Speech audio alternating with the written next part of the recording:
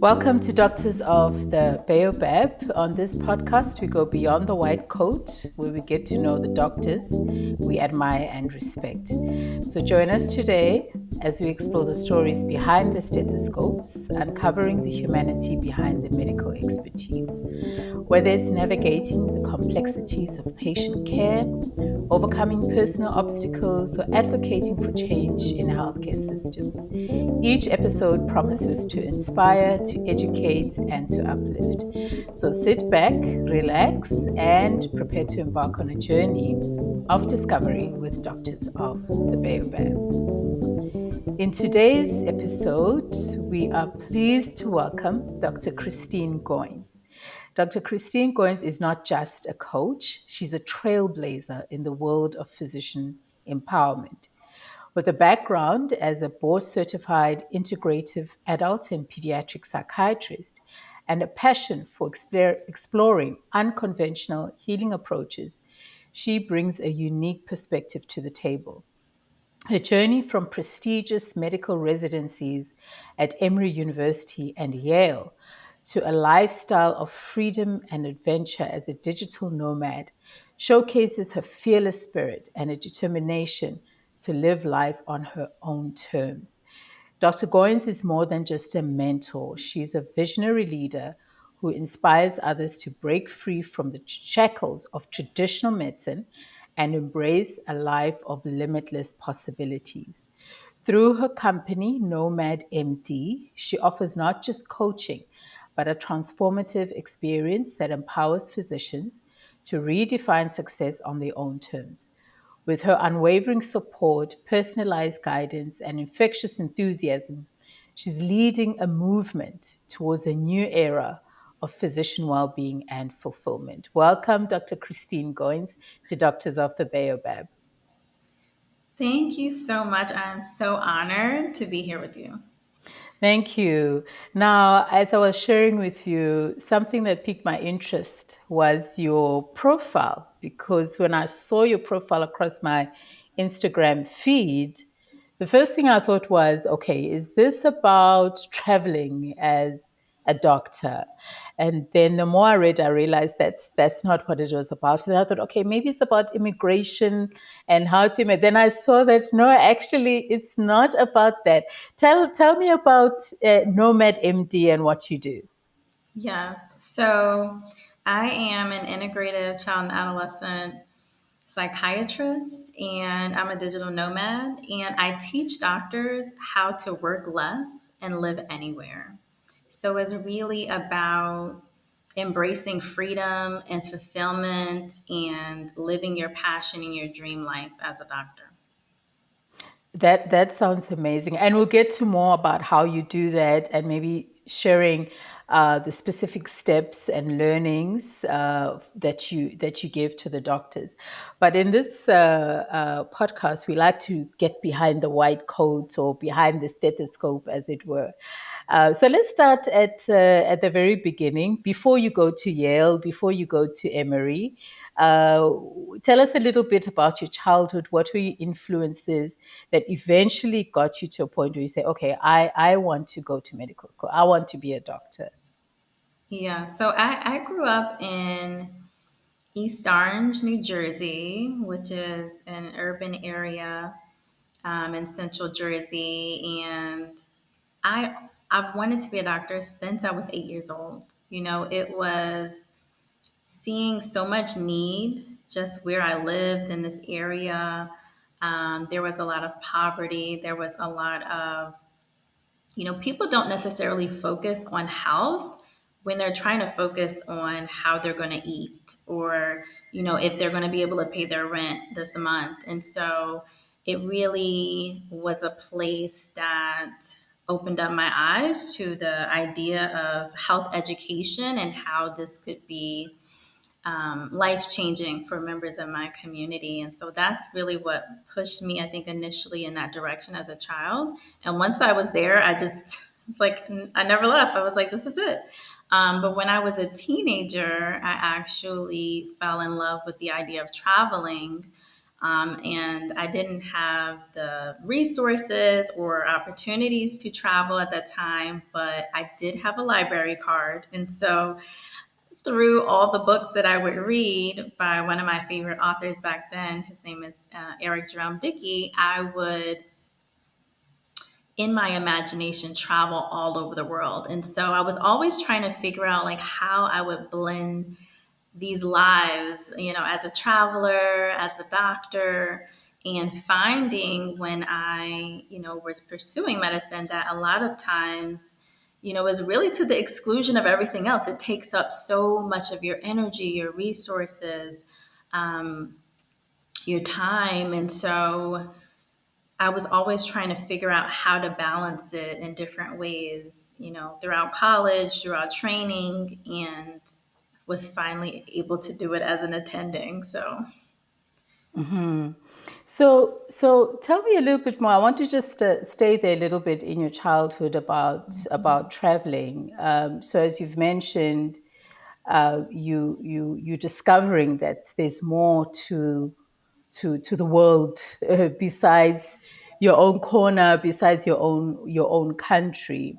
So, what informed your decision then, or let me say, was the seed planted at that time that you want to integrate both? And did you start thinking about how that would look? Because, of course, everybody, when they're young, you want to see all different places, but how that will happen, it differs from person to person.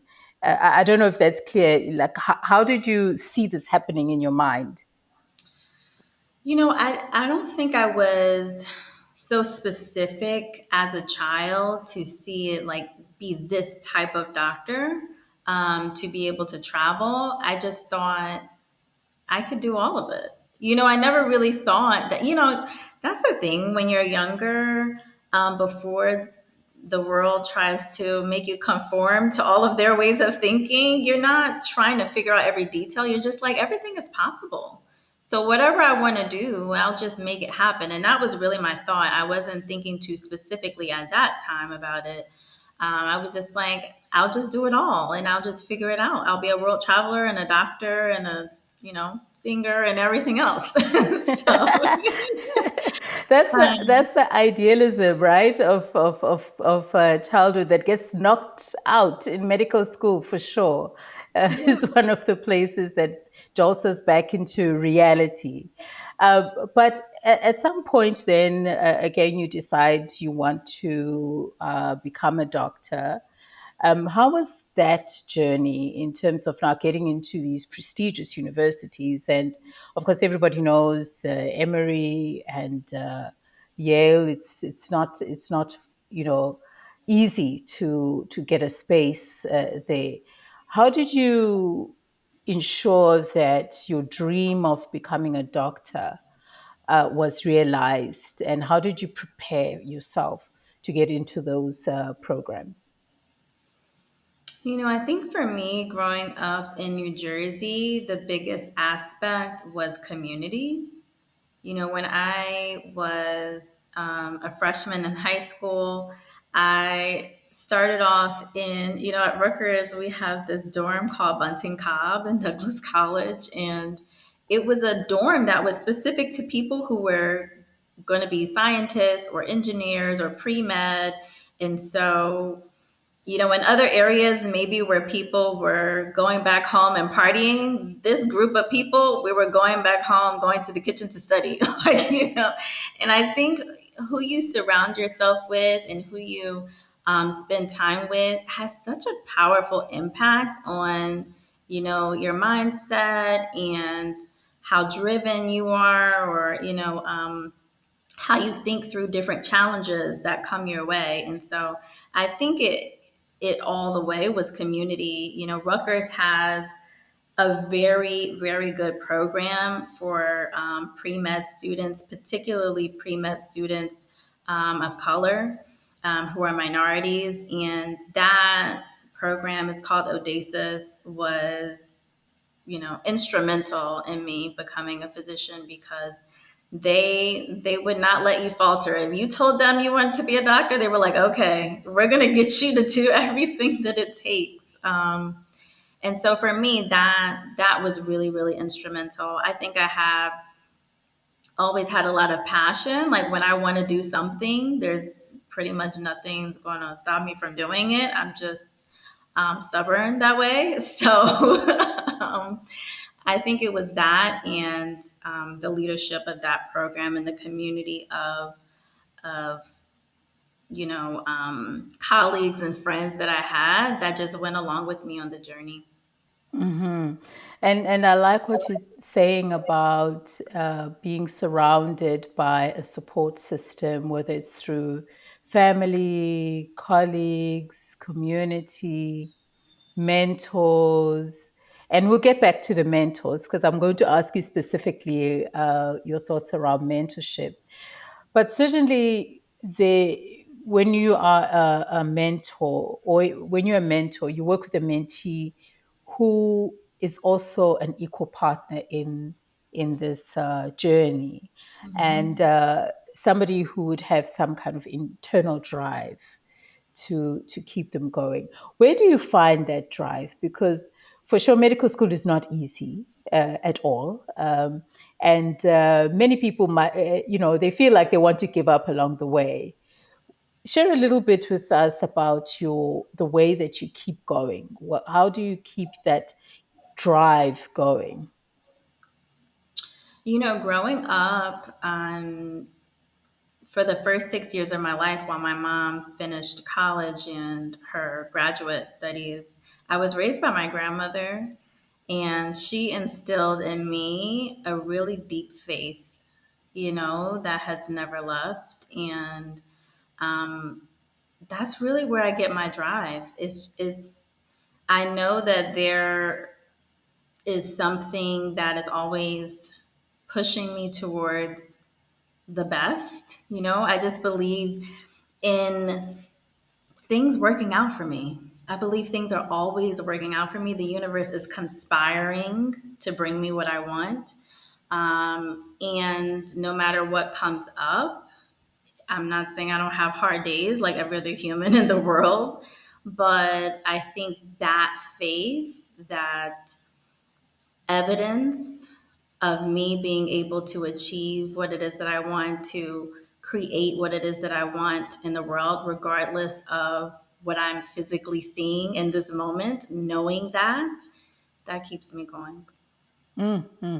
And I'm sure a lot of people will find motivation from that because, as I said, medical school and off late being a doctor has its challenges. I don't want to talk about COVID-19 because that's a whole other conversation, but it's certainly there where we were challenged to really find that inner motivation. And I'm glad you brought up the grandmother again because it seems like every guest that I have here, there's a story, and somehow the grandmother is always instrumental in that story. So let's talk about medical school now. We talked about the type of support system that you had, the friends that and the colleagues that you surrounded yourself with. And then at some point, you decide that you want to uh, further your studies in psychiatry. Was that your first choice? It was. It was my first choice. And I had thought about, when you're going through medical school and you're like, oh, should I do this? Should I do that? Should I, what should I do? Um, I had initially thought about doing surgery, and I found during that process that a lot of people actually switch in between psychiatry and surgery back and forth because they're both quite intrusive specialties in different ways. Um, but when I did an intensive rotation, and it was a very intensive rotation because I wanted to really get into what life would be like as a surgeon. So in this intensive rotation, you follow one surgeon around and you're with them almost like you're living their life with them.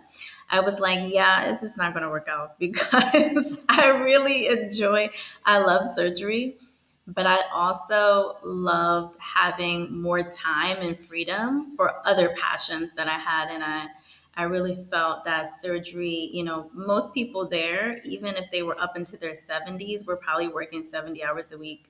Um, and I was like, I don't think that's what I want to do. So I also really, really loved psychiatry. So I was like, I think when in my future as a practicing physician, I'll appreciate the balance of that career. Mm. And you talked about following, having the surgeons that you would follow around. And I promised that I'd come back to the topic of mentors. Up until that point, and through your residency, talk to us about your mentors. What did you learn from them? How are you also mentoring other people? What would just your thoughts around the concept of mentorship, especially in the medical profession?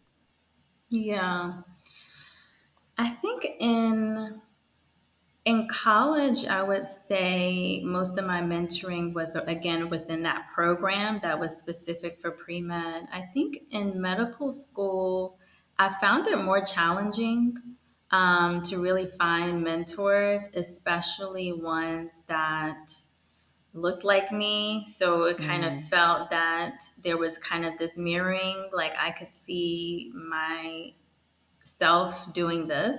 But there were a few, there were far and few between, and some of them would shift for different reasons into different roles or leave and go to a different program. And so I found that to probably be the most challenging aspect in medical school, was finding really great mentors. But I did find some. There was a period of time which, and we can kind of talk about that through the journey. You mentioned a few times already, medical school is not easy, and it was not mm-hmm, easy for me either. mm-hmm, I had a lot of periods of, self doubt, like a lot of students do, and it was, I would be on rounds and be told by attendings, like, you're invisible to me. I never even notice when you're here. Being told that as a medical student when all you're trying to do is just please people and do your best, it can be really demoralizing. And so I had a lot of experiences like that in medical school that just made it really, really challenging. And so some I had some people, mentors that were nice. I took a year off and focused on research in addiction psychiatry. And I had a mentor during that year that was just super supportive and wrote me a great letter of recommendation and just did all the things that you hope a mentor would do in terms of supporting you in your future. So though there were few, I think it wasn't necessarily about the number. It was just about the fact that I knew there were people who supported me and believed that I could do it, even in those moments when I was really doubting myself. Yeah, a very, very common experience, I think, for all of us around the self doubt that comes with the process. I always share with people what I remember. The correct use of the word drivel. Okay, because that was what apparently I was speaking at the time, and I had to go and check. What does this word drivel mean? So apparently that's what I was saying at the time. That's what I was told. But yeah, it definitely does affect one's motivation, particularly for the typical medical student who is a high academic achiever, usually a perfectionist, that type of persona, and then to be told that you are invisible, more so by somebody who doesn't even look like you, which kind of reinforces a lot of negative feelings as well. And so, how did you? And again, I think you may have partially answered this question about how then do you overcome that? That feeling of being told that you are invisible. How do you move past that? How do you talk to yourself and re encourage yourself really to keep moving Hmm. forward? For me, it's taking it back to being a kid and having that internal faith, right? There's never a moment, even this week, there's never a moment where the faith doesn't come into play. Is something that I think has to constantly be utilized and embraced and continues to grow and evolve and develop. But for me, it was that. It was like, you could focus on what everyone else is saying outside of you. That won't get you anywhere. That won't get you to where you want to go. So I think for me, it was having to turn that around and say, like, what is the truth of you know about you? What does the truth of you know about where you're going? This is not, the first time we've heard negative things about ourselves from someone outside of us, but they don't know who I am. And so I think it was a lot of that self talk and a lot of having to remember who I am and whose I am. And that's a constant reminder that I think is needed in every really tough transition. Hmm. And would it be accurate then to say that faith plays an important part of your life in terms of your spirituality? Absolutely, yes. Yeah. Hmm. So tell us more about that. How do you draw on that to motivate you? For me, it's in utilizing a lot of faith principles to guide my decision making and determining, what my highest values are, which are peace and freedom. For me, it's in setting up, certain activities, how I go about my day to day life, certain practices that are important for me to maintain in order for me to, continuously have the mindset that I need to have to enjoy life, to really have that flexibility, cognitive flexibility to be able to get through, unexpected challenges and things like that. I think it's important to maintain that faith. And it doesn't just, sit there and stay with you. It's something you have to work like everything else in life. That's really important. And so for me, it's part of my day-to-day life from the time that I wake up to the time that I go to sleep is something that just doesn't leave me. Mm-hmm, mm-hmm. And so, presumably, this is what you take now into your residency. You complete your residency, and then what happens next? Yeah. So after residency, I went to fellowship. And after fellowship, I started my first job as an attending. In in fellowship is where I began again to try to integrate this travel doctor life. I did it in med school too. We have a summer off in the U.S. We have a summer off after the first year, and so I went and stayed with a family in Costa Rica. My fellowship, I took off a month and went to stay in a Tibetan Buddhist monastery and study meditation. And so when I left fellowship, I was still thinking like, okay, I have to come up with a plan of how I'm going to make this work. But it was a really stressful time. I think a lot of times we think after training, things are just going to get easier. Like no one's like determining our schedules and we have more freedom. We're finally going to get paid something substantial. But it seemed a lot different actually walking into it. I had more responsibilities. I was in leadership. Um, there was a lot more of my time that was accounted for that weren't work hours, but I was working still. And so it just became really exhausting. I was doing all the work that I wanted to do. I was working with the communities that I wanted to work with. I was really living that dream that I had since I was 8 years old, but it didn't quite look or feel the way I thought it would because it was missing certain pieces like travel. Travel is a big part of my life, and going on vacation for a week doesn't solve that for me. It's much bigger and more expansive than that, and so for me, it led to a lot of burnout because there was all these aspects of my life that I felt like I was giving up for medicine.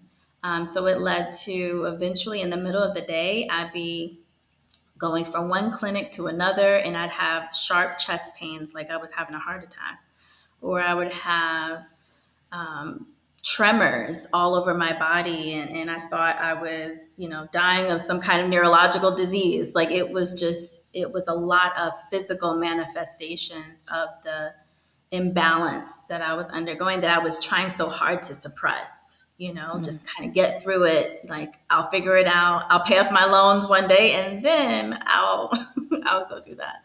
So with all of those things happening during COVID, also both of my grandmothers died, including the one that raised me, and so that really helped me. That was a wake up call for me because I recognized that although I had like this 5 year plan where I was going to, eventually live like the life I wanted to live, travel and be a doctor, I was like, what if you don't have the time?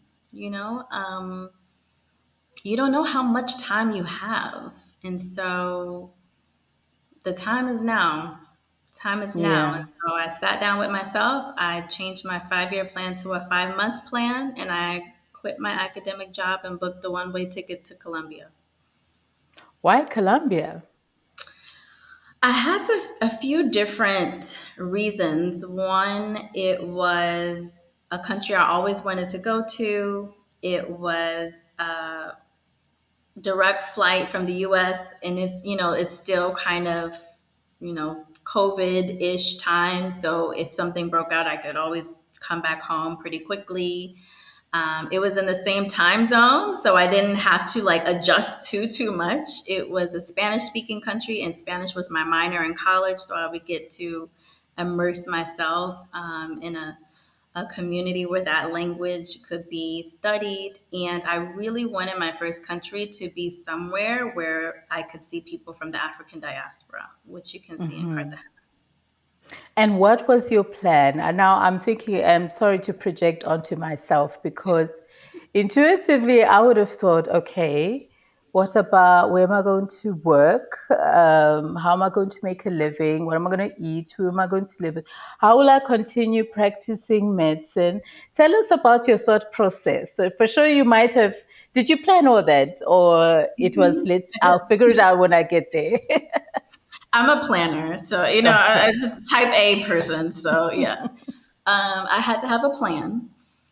So when I left fellowship, I did two different things. I got an academic job, but I also started working for myself. So I was automatically doing that right outside of fellowship. I always had a day that I was working for myself. And so when I quit academia, I was still just working for myself. And I thought, instead of working, I was probably working 7 days a week, if I'm being really honest, about when I was doing all my notes and trying to catch up and everything like that. But my idea was I'll leave, I'll just work for myself like I've been doing, but I'll just do it 2 days a week instead of one. And that's what I did. So for me, because working for myself was so much more lucrative than working in academia, which is what I have been doing most of my time. It was really helpful for me financially too, and in terms of my time freedom to just work for myself a couple days. So that's what I shifted into doing. So I already had those things kind of flowing. I have been doing remote work even before COVID. I have been doing hybrids. And so after COVID started, I just went 100% remote and have always been 100% remote since then. Mhm. So when you get to Colombia, what, can you tell us a little bit about the time there and what basically from the period that you are in Colombia to the period where you say, well, I'm going to really work on Nomad MD. What was that journey? Yeah. So when I got to Colombia, first I remember just getting off the plane and getting in a taxi, and from the airport to my apartment, just looking at the water, and I was like, "Oh my gosh, I made the right choice. I'm in the right place." So for me, it was a time of exploration. It was a time of deep introspection.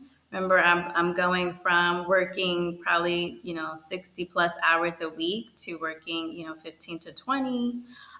So I have so much more time to connect with people on the ground, connect with the local community, meet new people.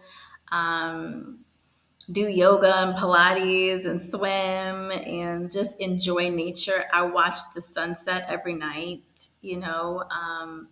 So for me, it was a time of healing, a time of clarity. I was working on travel allows you to work on a lot of cognitive flexibility because things don't always go as planned in travel either. And so it really allowed me to be quite comfortable with the uncomfortable and the unexpected. And so I was changing and evolving and growing and really thinking about, one day I really do want to start a business, but what will it be?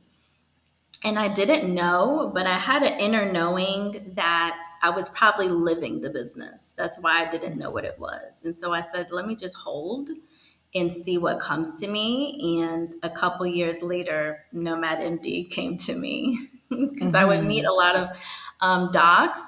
Friends would send them to me and say, "Oh well, my friend, she's traveling as a nomad. Why don't you talk to her if you want to try to figure out how to travel?" And I was like, "Oh, I should help people with this. Like, if doctors knew that they could have this level of freedom, time, location, financial freedom through traveling, which most doctors love to do anyway, I mean, life could change for them. Healthcare could change." So, So tell yeah. us more about Nomad MD.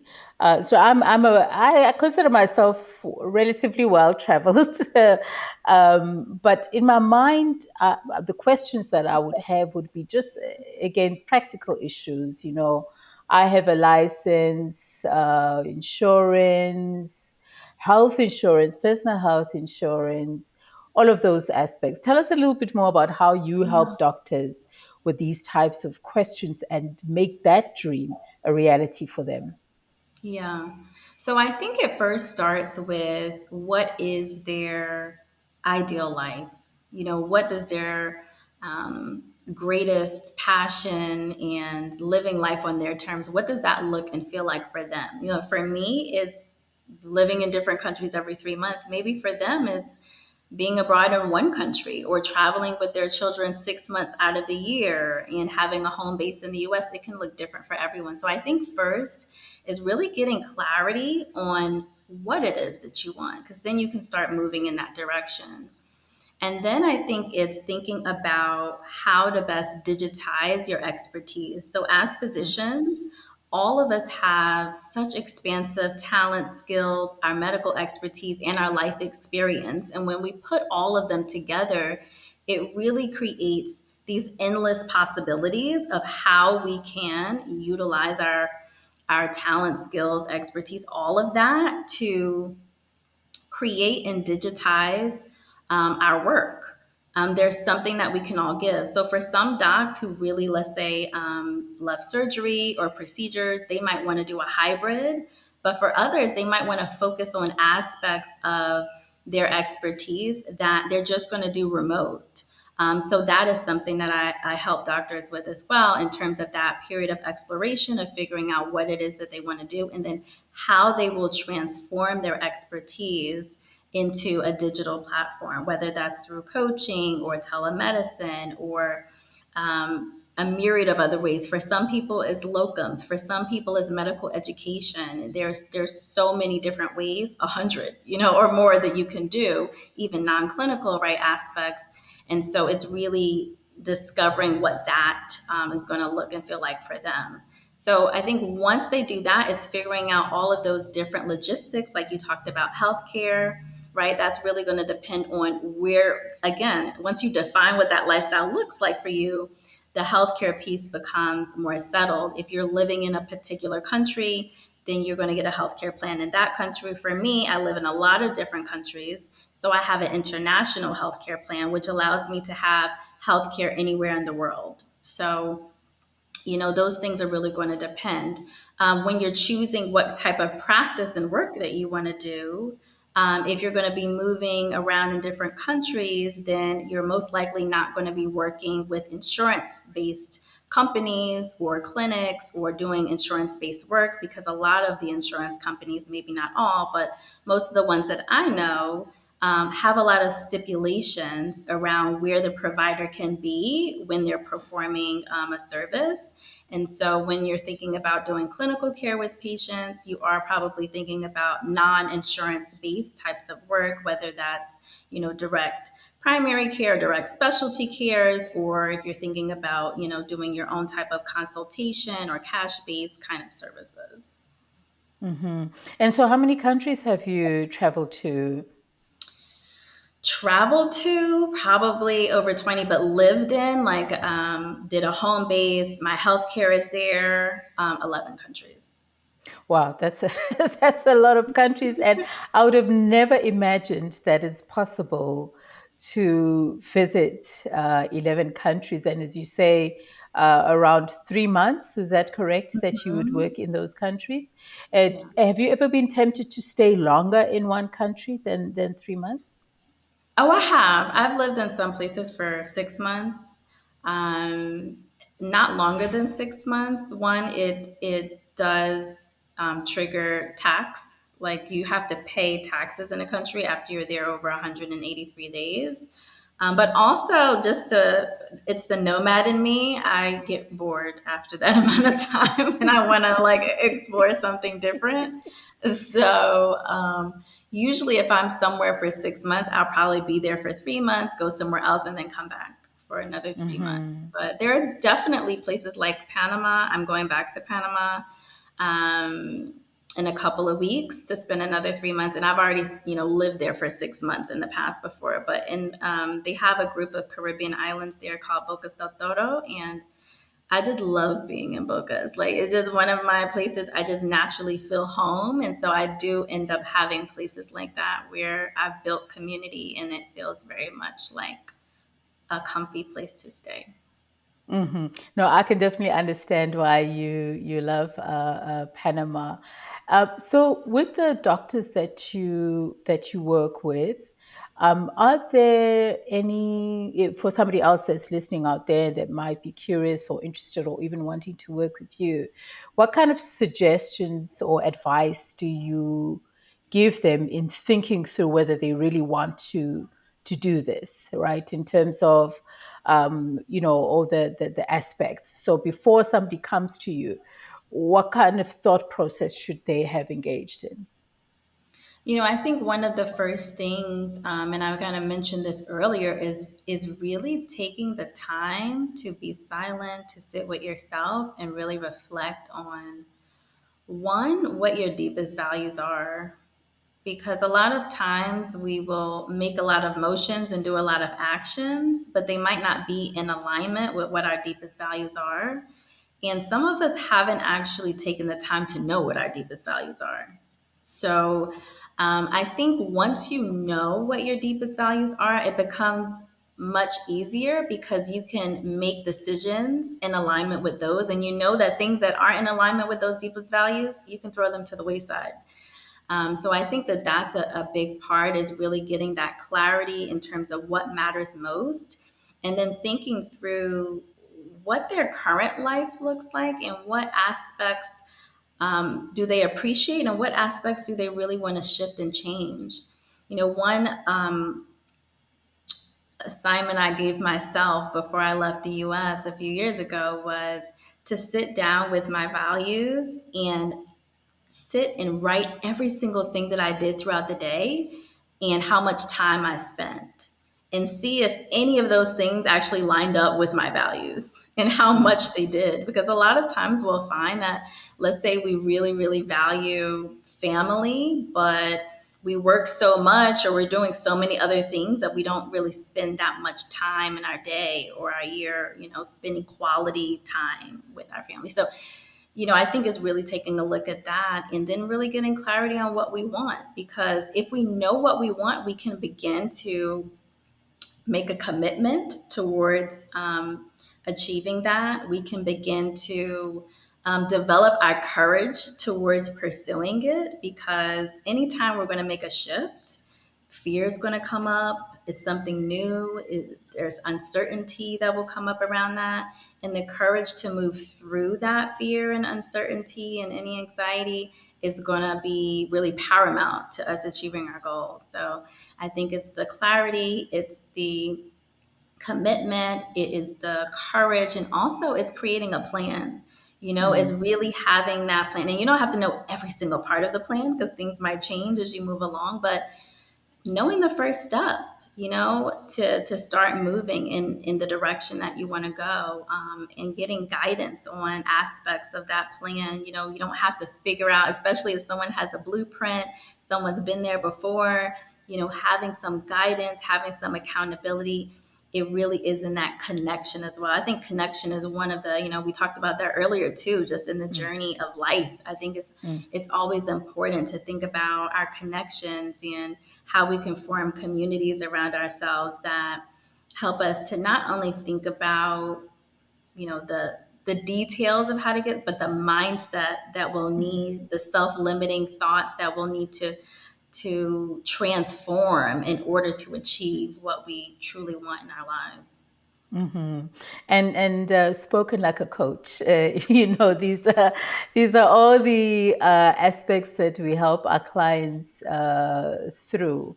But I'm also curious about your recommendation in terms of how long one can be a digital nomad. Is this something that one plans to do for once off, for 3 months, for years? What have you observed with the clients that you work with? I found that things, like every plan and every lifestyle, I think it evolves. Mm-hmm. You know, there's really expansion at every part of the journey. I know I've expanded and evolved and changed a lot in the last 3 years of traveling the world. And so the way that I move, 2 years ago, I think is going to be different than the way that I'm moving 2 years from now. So I think it varies depending on what people want.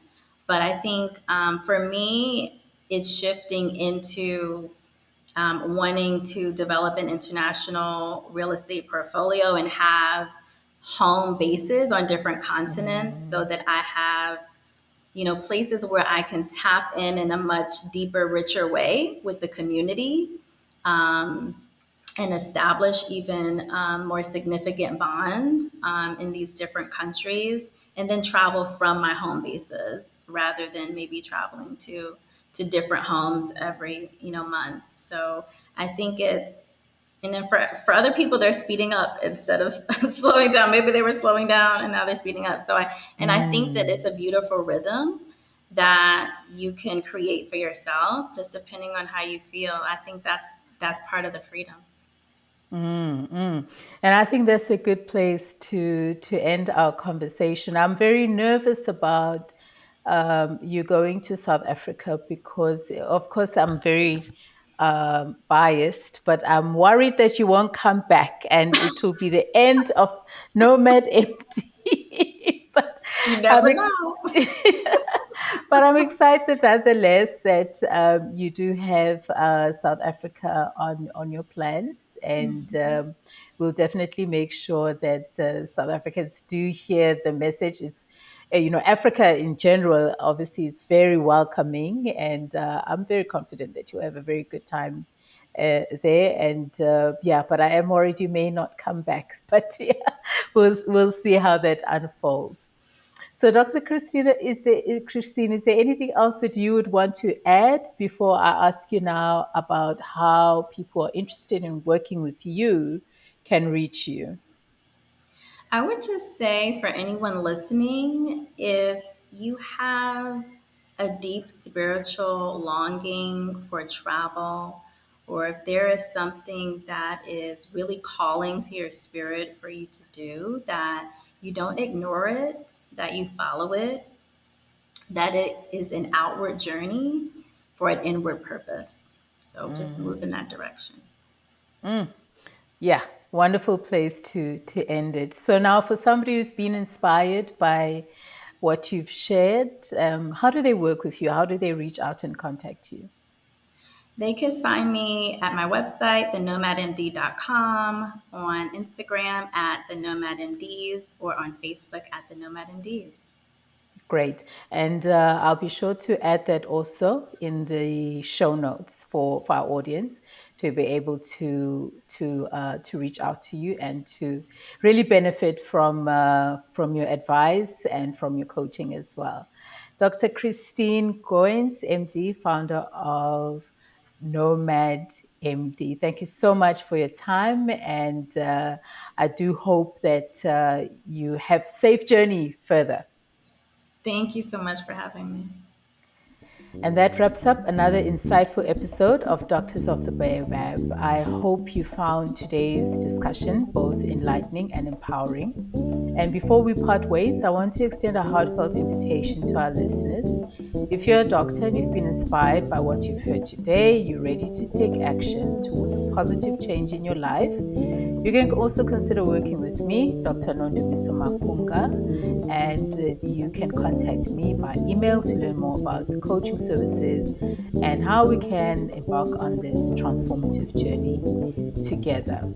Also, don't forget to subscribe to the podcast so that you never miss an episode filled with valuable insights and strategies for personal growth. Sharing is caring, so if you know someone who could benefit from our discussions with our guests, be sure to spread the word and encourage them to tune in. Please stay connected on social media platforms, LinkedIn, Facebook, and Instagram to join the conversation, share your thoughts, and connect with like-minded individuals who are also on their own journey towards living their best lives. Again, thank you for tuning in today. And until next time, keep striving, keep growing, and keep shining bright. Doctors of the Baobab, where medicine meets motivation.